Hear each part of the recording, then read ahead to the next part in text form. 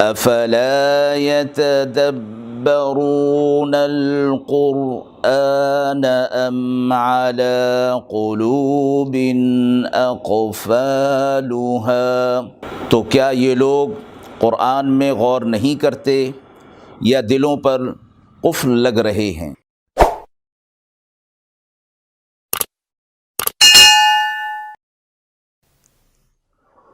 بسم اللہ الرحمن الرحیم۔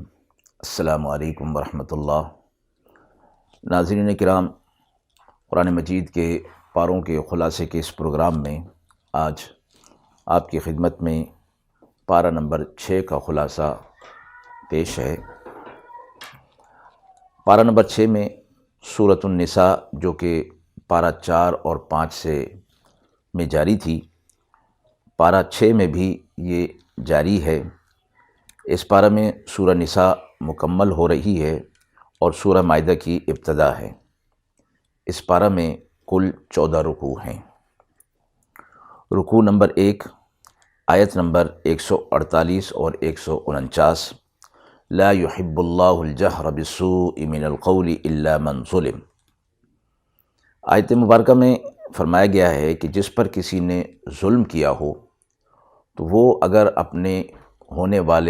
اوپر ہونے والے ظلم کی شکایت لوگوں سے کرتا ہے یا عدالت میں جاتا ہے اپنی فریاد رسی کے لیے، اپنے ظلم کے ازالے کے لیے، تو یہ گناہ میں داخل نہیں، شامل نہیں، اس لیے کہ ظالم نے مظلوم پر ظلم کر کے اس کو یہ خود موقع دیا ہے کہ اس کے خلاف کارروائی کی جائے۔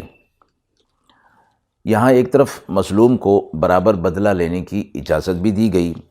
اور دوسری طرف اعلیٰ اخلاق کی تعلیم بھی دی گئی کہ عفو اور درگزر سے کام لے لے اور آخرت کا فائدہ، آخرت کا ثواب اگر سامنے رکھ لے تو یہ اس کے لیے بہت بہتر ہوگا۔ اس لیے نبی اکرم صلی اللہ علیہ وسلم نے فرمایا، اور قرآن مجید کی آیت کا بھی مفہوم ہے کہ فمن عفا واصلح فاجرہ علی اللہ۔ اس سے پہلے فرمایا وجزاء سیئۃ سیئۃ بمثلھا، کہ برائی کا بدلہ اتنی ہی برائی ہے جتنی کہ کی جائے، لیکن اگر کوئی شخص معاف کر دے اور اپنی اصلاح کر لے تو اس کا اجر اللہ کے پاس ہے۔ اس آیت میں بھی اسی بات کی تعلیم دی گئی کہ آخرت کے عظیم فائدے کو سامنے رکھتے ہوئے عفو و درگزر سے کام لیا جائے اور انتقام نہ لیا جائے، باوجود اس کے کہ انتقام کی قدرت ہو، چھوڑ دیا جائے اور اللہ کے سپرد کر دیا جائے تو اللہ کے ہاں اس کا بڑا اجر ہے۔ رکوع نمبر 2، آیت نمبر 157، وَقَوْلِهِمْ إِنَّا قَتَلْنَا الْمَسِيحَ عِيسَى ابْنَ مَرْيَمَ رَسُولَ اللَّهِ۔ یہود کے اس خیال کی اس آیت کے اندر تردید فرمائی گئی ہے کہ وہ کہتے تھے نعوذ باللہ انہوں نے حضرت عیسیٰ علیہ السلام کو قتل کر دیا یا سولی پر چڑھا دیا۔ دونوں خیالات کی تردید اللہ رب العزت نے فرما دی کہ اللہ نے ان کو زندہ آسمانوں پر اٹھا لیا۔ وما قتلوہ وما صلبوہ، نہ انہوں نے قتل کیا اور نہ انہوں نے صلیب پر چڑھایا، سولی پر چڑھایا۔ بل رفعہ اللہ الیہ، بلکہ اللہ نے انہیں اپنی طرف اٹھا لیا۔ زندہ آسمانوں پر اٹھا لے جانا عیسیٰ علیہ السلام سے متعلق فرمایا گیا کہ قرب قیامت میں اللہ رب العزت عیسیٰ علیہ السلام کو دوبارہ دنیا کے اندر بھیجیں گے۔ تو یہود کا یہ دعویٰ کہ قتل کر دینا یا سولی پر چڑھا دینا، اس کی تردید اس آیت مبارکہ کے اندر آ گئی۔ وَلَٰكِن شُبِّهَ لَهُمْ، بلکہ وہ لوگ شبہ میں پڑ گئے۔ عیسیٰ علیہ السلام کی جگہ کسی اور شخص کو انہوں نے سولی پر چڑھا دیا اور قتل کر دیا۔ آیت نمبر 162، لَٰكِنِ الرَّاسِخُونَ فِي الْعِلْمِ، ایسے لوگ بھی ہیں جو علم میں راسخ ہیں، مضبوط ہیں۔ یہود و نصارہ اپنے کفر پر قائم تھے، لیکن انہی میں کچھ ایسے لوگ بھی تھے کہ جنہوں نے اپنی کتاب کے اندر آپ صلی اللہ علیہ وسلم کی صفات کو، نشانیوں کو دیکھ لیا تھا، اور ان نشانیوں کو دیکھنے کے بعد آپ صلی اللہ علیہ وسلم کی نبوت و رسالت کو انہوں نے قبول کر لیا تھا، جیسے حضرت عبداللہ بن سلام اور اسید بن سالبہ وغیرہ۔ انہی کے لیے قرآن مجید میں فرمایا گیا اولئک یؤتون اجرہم مرتین، اللہ ایسے لوگوں کو دوہرا اجر عطا فرمائیں گے۔ ایک پہلی کتاب پر ایمان لانے اور اس شریعت پر عمل کرنے کا ثواب، پھر آپ صلی اللہ علیہ وسلم نے جب اعلان نبوت فرما دیا تو آپ صلی اللہ علیہ وسلم کی نبوت و رسالت کو بھی انہوں نے قبول کر لیا، تو اس پر ان کو دوہرا اجر عطا فرمایا جائے گا۔ یہ آیت لیکن الراسخون فی العلم یعنی آیت نمبر 162 انہی حضرات کی توصیف اور تعریف میں نازل ہوئی ہے۔ رکوع نمبر 3 آیت نمبر 170، یا ایھا الناس قد جاءکم الرسول بالحق من ربکم، اے لوگو تمہارے رب کی طرف سے تمہارے پاس ایک رسول حق کے ساتھ آ گیا ہے۔ یہ ساری انسانیت کو یا ایھا الناس کے لفظ کے ساتھ خطاب فرما دیا گیا کہ تم سب کی نجات اسی میں ہے کہ آپ صلی اللہ علیہ وسلم کی نبوت و رسالت پر ایمان لے آؤ، اس لیے کہ آپ صلی اللہ علیہ وسلم اس وقت آخری نبی ہیں۔ آپ صلی اللہ علیہ وسلم کے بعد کوئی اور نبی آنے والا نہیں، اور آپ صلی اللہ علیہ وسلم حق کا پیغام لے کر تمہاری طرف آئے ہیں۔ سو اگر نجات چاہتے ہو آخرت کی تو آپ صلی اللہ علیہ وسلم کی نبوت و رسالت کو مانتے ہوئے آپ صلی اللہ علیہ وسلم کی اطاعت پر آ جاؤ۔ رکوع نمبر 4 آیت نمبر 174، یا ایھا الناس قد جاءکم برہان من ربکم، یہاں لوگوں کو پھر خطاب فرمایا گیا کہ اے لوگو تحقیق تمہارے پاس تمہارے رب کی طرف سے ایک دلیل آ گئی، وَأَنزَلْنَا إِلَيْكُمْ نُورًا مُبِينًا، اور ہم نے تمہاری طرف ایک واضح نور نازل کر دیا۔ آیت میں برہان کے معنی فرمایا گیا کہ یہ دلیل ہیں، اور اس دلیل سے مراد آپ صلی اللہ علیہ وسلم کی ذات گرامی ہے، اور نور سے مراد قرآن مجید ہے، اس لیے کہ قرآن مجید سے متعلق نور سے متعلق یہ فرمایا گیا کہ وَأَنزَلْنَا، قرآن مجید میں اور دوسری کتابوں سے متعلق نزول کی بات فرمائی گئی ہے، قرآن مجید کو نازل کرنے کی بات فرمائی گئی، اِنَّا أَنزَلْنَا إِلَيْكَ الْكِتَابَ بِالْحَقِّ، اور وَأَنزَلْنَا التَّوْرَاةَ فِيهَا هُدًى وَنُورٌ، وَأَنزَلْنَا الْإِنجِيلَ، کہ ہم نے انجیل کو نازل کیا، ہم نے تورات کو نازل کیا، اور قرآن مجید کے نزول سے متعلق تو بہت سی آیات ہیں۔ آیت نمبر 176، یستفتونک قل اللہ یفتیکم فی الکلالہ، یہ سورہ نساء کی آخری آیت ہے، اور سورہ نساء کے دوسرے رکوع میں میراث کی تفصیل بیان ہوئی تھی، اس آخری آیت میں بھی کچھ مزید تفصیل بیان کی گئی ہے جس کو فقہ کی کتابوں میں ملاحظہ کیا جا سکتا ہے۔ اس کے بعد سورہ مائدہ کی ابتدا ہے، رکوع نمبر 1، پارے کا رکوع نمبر 5 ہے، اور آیت نمبر 1، یا ایھا الذین آمنوا اوفوا بالعقود، ایمان والوں سے فرمایا گیا کہ اپنے معاہدوں کو پورا کریں، اور فرمایا معاہدہ کیا ہوتا ہے؟ چند لوگوں، دو یا دو سے زیادہ افراد کے درمیان کسی بات پر اتفاق ہو جانا، کسی کام کے کرنے یا نہ کرنے کا باہمی رضامندی سے کسی بات کو طے کر لینا، اس کو معاہدہ کہا جاتا ہے۔ ایمان والوں کو معاہدہ پورا کرنے کی جو بات فرمائی جا رہی ہے، مفسرین فرماتے ہیں کہ ان معاہدوں سے مراد اللہ تعالیٰ اپنے بندوں سے وہ معاہدے فرما رہے ہیں جو ایمان اور اطاعت سے متعلق ہیں۔ ایمان لانا بھی گویا اللہ اور بندوں کے درمیان ایک معاہدہ ہو گیا، اور اب ان معاہدوں کی پابندی یعنی ایمان اور اطاعت کے جو تقاضے ہیں ان کو پورا کرنا ضروری ہے۔ مفسرین اس طرح بھی گئے ہیں کہ بندوں کے درمیان بھی معاہدے ہوتے ہیں، تو فرمایا گیا کہ ان معاہدوں کو پورا کرنا بھی ضروری ہے جو بندوں کے درمیان ہوں، اور وہ بھی جو اللہ کے درمیان ہوں۔ احلت لکم بہیمۃ الانعام، اسی آیت کے اگلے حصے میں فرمایا گیا کہ وہ جانور جو تمہارے لیے حلال کیے گئے ہیں۔ حلال اور حرام کا قانون اللہ رب العزت کے اختیار میں ہے، اس لیے واضح فرما دیا گیا کہ جو جانور ہم نے تمہارے لیے حلال کیے ہیں اور جو صورتیں ان میں حلال کی ہیں وہ تمہارے لیے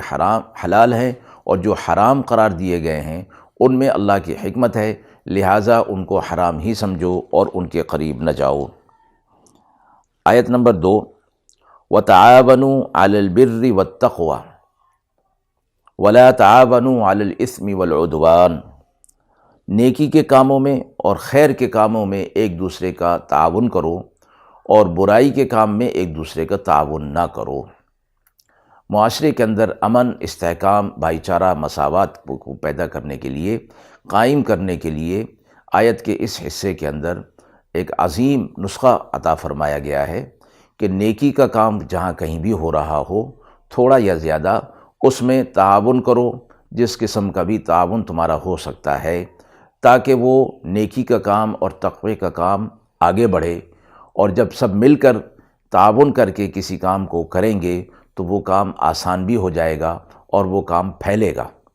اور اگلا حصہ فرمایا گیا وَلَا تَعَاوَنُوا عَلَى الْإِثْمِ وَالْعُدْوَانِ، اور برائی کے کام میں جب تم تعاون کرو گے تو پھر برائی پھیلے گی، تو برائی کے کام میں تعاون نہ کرنے کی بات ہے تاکہ برائی نہ پھیلے اور نیکی پھیلے، خیر کا کام پھیلے، تو اس لیے تم خیر کے کاموں کے اندر تعاون کرو اور برائی کے کام میں تعاون نہ کرو۔ آپ صلی اللہ علیہ وسلم نے فرمایا کہ نیکی کا کام کرنے والا یا نیکی کی ترغیب دینے والا ایسا ہی ہے جیسا کہ اس نے نیکی کا کام کیا، یعنی اس نے نیکی کا کام کیا نہیں لیکن اس نے کسی کو ترغیب دے دی نیکی کے کام کرنے کی، تو اب وہ جو کام کرے گا اس کو جو اجر ملے گا، جو شخص اس کا باعث ہوا جس نے ترغیب دی تھی اس کو بھی اس کا اجر ملے گا، اور نیکی کا کام کرنے والے کے اجر میں کوئی کمی نہیں کی جائے گی۔ یہ بھی ایک ترغیب کی صورت ہے، فضیلت اور شوق دلایا گیا کہ کسی کو اچھے کام کی ترغیب دے دینا تاکہ وہ اچھے کام کی طرف آ جائے۔ آیت نمبر 3، حرمت علیکم المیتۃ والدم ولحم الخنزیر، بڑی آیت ہے جس میں حرام جانوروں کا ذکر کیا گیا جن کا گوشت انسان کے لیے مضر اور نقصان دہ ہو سکتا ہے۔ اسی طرح خون جو کہ بہتا ہوا ہو، خنزیر کا گوشت، اور وہ جانور جو مختلف طریقوں سے مر گئے ہوں اور ان کو ذبح نہ کیا گیا ہو وہ بھی حرام ہیں۔ اور آخری چیز جو فرمائی گئی وہ جانور بھی حرام ہے جو ما اہل بہ لغیر اللہ، اللہ کے علاوہ کسی اور کے نام کے لیے نامزد کیا گیا ہو، کسی اور کے نام پر اس کو ذبح کیا جا رہا ہو، نامزد کر دیا گیا ہو، تو ایسا جانور بھی باوجود اس کے کہ حلال جانوروں میں ہوگا لیکن اس کی نسبت چونکہ غیر اللہ کی طرف کر دی گئی اس لیے وہ جانور حرام ہوگا۔ آیت کے اگلے حصے میں فرمایا الیوم اکملت لکم دینکم،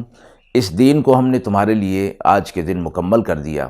واتممت علیکم نعمتی ورضیت لکم الاسلام دینا، اور اپنی نعمت تم پر پوری کر دی اور اللہ اس بات پر راضی ہو گیا کہ تمہارا دین اسلام ہی ہو۔ مشہور و معروف آیت ہے کہ دین کو اللہ رب العزت نے مکمل فرما دیا ہے، اب اس دین میں کسی قسم کی ترمیم کی، تبدیلی کی گنجائش نہیں، البتہ جو گنجائش اللہ کی طرف سے تخفیف کی صورت میں، سہولت کی صورت میں، رعایت کی صورت میں رکھی گئی ہے وہ الگ چیز ہے، اس میں اس کو ترمیم نہیں کہا جاتا۔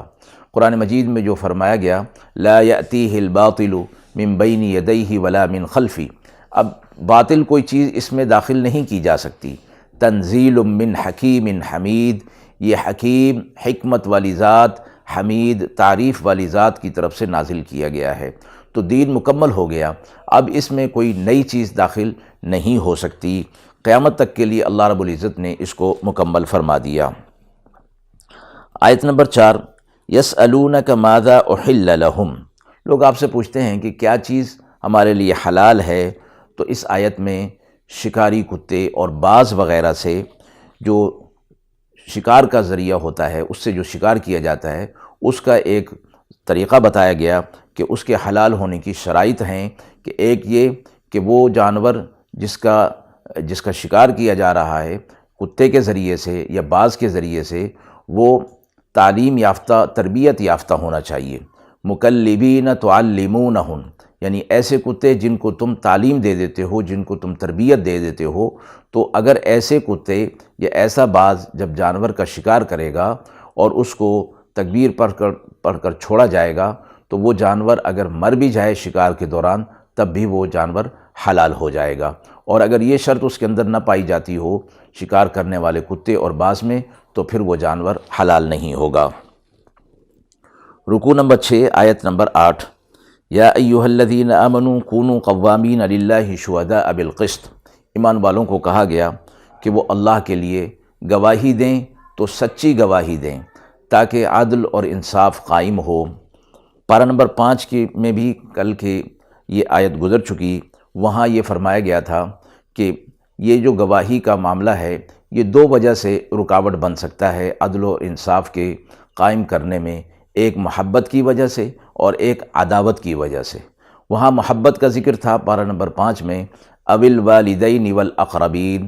کہ محبت ہوگی والدین کے ساتھ یا عزیز و رشتہ دار دوستوں کے ساتھ، تو وہاں پھر گواہی ٹھیک نہیں دی جائے گی اور پھر عدل اور انصاف قائم نہیں ہو سکے گا، عدل کے تقاضے پورے نہیں ہو سکیں گے۔ یہاں اس آیت کے اندر فرمایا گیا وَلَا يَجْرِمَنَّكُمْ شَنَآنُ قَوْمٍ، کہ کسی قوم کی عداوت، بغض اور دشمنی تمہیں صحیح گواہی دینے سے روک نہ دے۔ یہاں عداوت اور دشمنی رکاوٹ بن رہی ہے صحیح گواہی کے لیے، اور اس کی وجہ سے عدل اور انصاف کے تقاضے پورے نہیں ہو سکیں گے۔ تو فرمایا اعدلوا هو اقرب للتقوی، عدل کرو، یہ تقوی کے زیادہ قریب ہے، کہ تم محبت میں آ کر، عداوت و دشمنی میں آ کر گواہی کو نہ چھپاؤ، عدل کرو، یہ تقوی کے بہت زیادہ قریب ہے۔ رکوع نمبر 7 آیت نمبر 13، فَبِمَا نَقْضِهِمْ مِيثَاقَهُمْ، بنی اسرائیل اللہ تعالیٰ سے جو عہد معاہدے کرتے تھے اس کو توڑ دیا کرتے تھے، پھر اللہ کی طرف سے عذاب آتا، موسیٰ علیہ السلام کے پاس آتے اور کہتے کہ آپ اپنے رب سے دعا کریں، پھر ہم سرکشی نہیں کریں گے، بغاوت نہیں کریں گے۔ موسیٰ علیہ السلام دعا فرما دیتے، عذاب ٹل جاتا، بنی اسرائیل پھر اس کے اندر مبتلا ہو جایا کرتے تھے۔ آیت نمبر 17، لَقَدْ كَفَرَ الَّذِينَ قَالُوا إِنَّ اللَّهَ هُوَ الْمَسِيحُ ابْنُ مریم، نصارہ عیسیٰ علیہ السلام کو اللہ کا بیٹا قرار دیتے تھے، اس کی تردید آیت میں اندر فرمائی گئی۔ آیت نمبر 19، علی فترۃ من الرسل، فترت کے معنی فرمائے گئے کہ کچھ عرصے کے لیے انبیاء علیہ السلام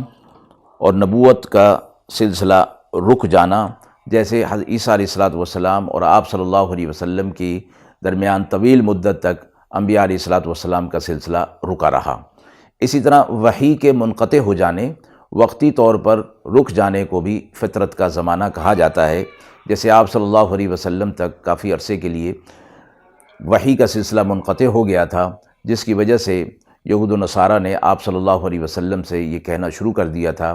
کہ محمد کا رب محمد سے ناراض ہو گیا ہے، تو اللہ رب العزت نے پھر وحی کے سلسلے کو جاری فرمایا تھا۔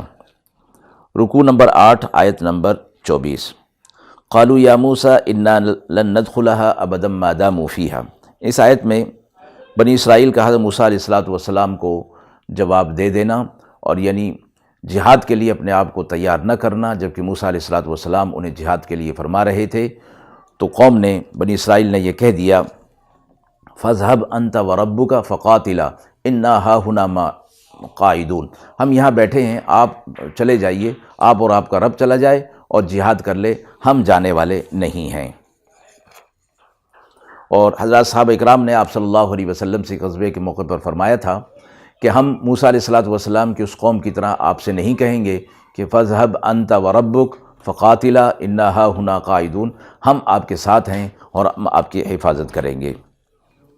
رکوع نمبر 9 آیت نمبر 27، وَاتْلُ عَلَيْهِمْ نَبَأَ ابْنَيْ آدَمَ بِالْحَقِّ، اس پورے رکوع میں حابیل اور قابیل کے واقعے کا ذکر فرمایا گیا کہ حضرت آدم علیہ السلام کے یہ دو بیٹے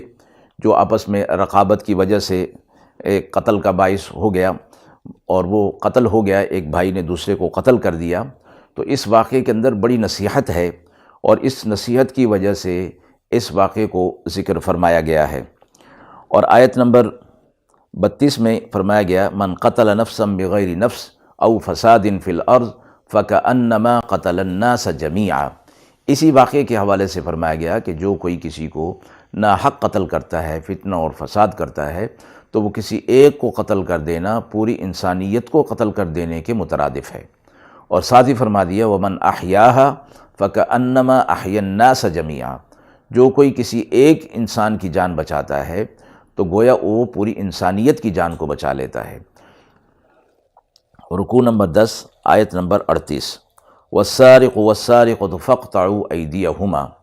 چور مرد اور چور عورت کی سزا کہ ان کے ہاتھ کاٹ دیے جائیں گے، اور یہ اللہ کی طرف سے جو عزیز اور حکیم ذات ہے، ایک حکمت کے تحت یہ سزا دی گئی تاکہ معاشرے کے اندر اس قسم کا کام نہ ہونے پائے۔ رکوع 11 آیت نمبر 45،